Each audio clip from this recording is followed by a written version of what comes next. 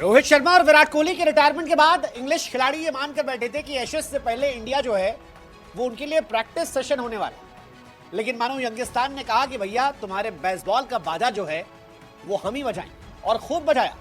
India ने toss भले ही हारा, लेकिन मैच में जो बल्लेबाजी की है उसको देखकर आज बेन स्टोक्स भी बेचारे कह रहे हैं कि यार ये क्या हो गया बेन स्टोक्स, क्योंकि उन्होंने एक्सपेक्ट नहीं किया होगा कि 359। शुभमन गिल से पहले राहुल ने मोर्चा संभाला जायसवाल के साथ और बहुत अच्छी पार्टनरशिप। लेकिन फिर जब राहुल आउट हुए उसके बाद साई सुदर्शन जो आईपीएल के हीरो थे आज डेब्यू मैच में 0 पर गए। प्रेशर था जायसवाल के साथ और गिल ने उस प्रेशर को संभाला। यशस्वी जायसवाल की पारी डोमिनेट करने वाली थी, अलग तरह की पारी थी। मुझे लगता है कि रोहित और विराट जो गए हैं उनकी जगह भरने के लिए जायसवाल और Gill already ready.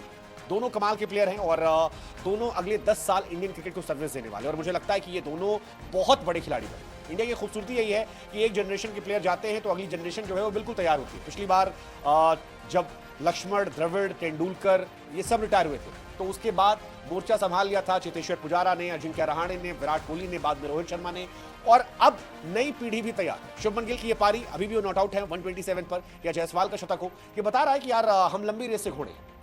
Rishabh Pant IPL भले ही फ्लॉप थे, लेकिन जब देश के लिए सर्विस की बात आई तो 65 रनों की शानदार पारी खेली उन्होंने, और पहले दिन कंप्लीट डोमिनेंस जो था वो दिखाई पड़ा। मतलब बेन स्टोक्स टॉस जीतने के बाद फील्डिंग करने को लेकर पछता रहे होंगे, बिल्कुल पछता रहे होंगे। और सबसे अच्छी बात यह कि इंडिया डोमिनेट करते हुए चल रही है। अगर आप आखिरी ओवर भी देखोगे, आखिरी ओवर में भी ऋषभ पंत क्रिस वोक्स को आगे बढ़कर छक्का मारा। क्रिस वोक्स इंग्लैंड के सबसे एक्सपीरियंस बॉलर और इस बॉलिंग लाइनअप की जान वो थे, लेकिन उसके बावजूद जबरदस्त छक्का उनको फेंटा मारा और ये बताया कि हम डरते नहीं हैं, हम डरा कर खेलते हैं। ओपनर्स ने भी डरा कर खेला। 91 रन की पार्टनरशिप और थर्ड विकेट की पार्टनरशिप जो है वो 129 रन की जायसवाल और गिल की, और चौथे विकेट की पार्टनरशिप भी 100 प्लस की। So overall 300 plus.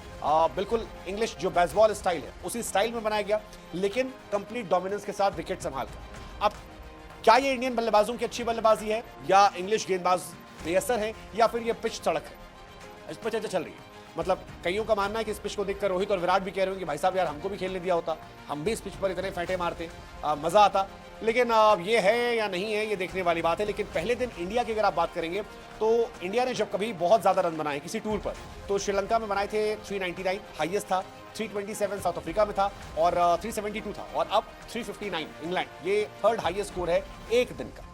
ये उस टीम ने बनाया है जो एक नए दौर में जा रही है। आमतौर पर लोग ये मानते हैं कि जब भी ट्रांजिशन पीरियड होता है, यानी एक पीढ़ी से अगली पीढ़ी में ट्रांसफर होता है, तो फिर मामला थोड़ा पेचीदा होता है, बल्लेबाजों को परेशानियां होती, टीम हारती है।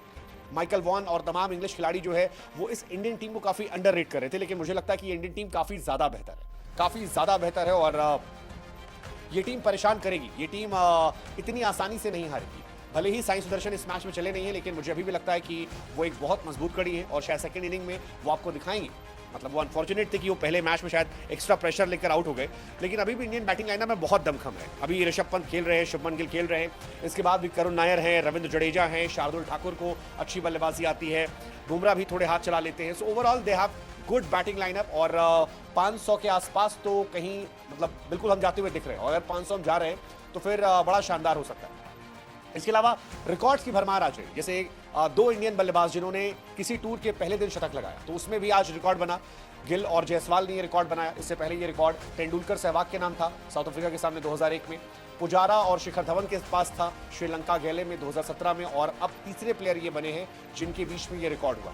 जायसवाल और गिल काफी अच्छी जोड़ी थी। मतलब वो जो चर्चा भी थी वो भी जबरदस्त थी कि भाई मैं जल्दी भाग जाता हूँ तो चिल्ला दिया कर, या ऋषभ के साथ भी जो बातचीत थी वो जबरदस्त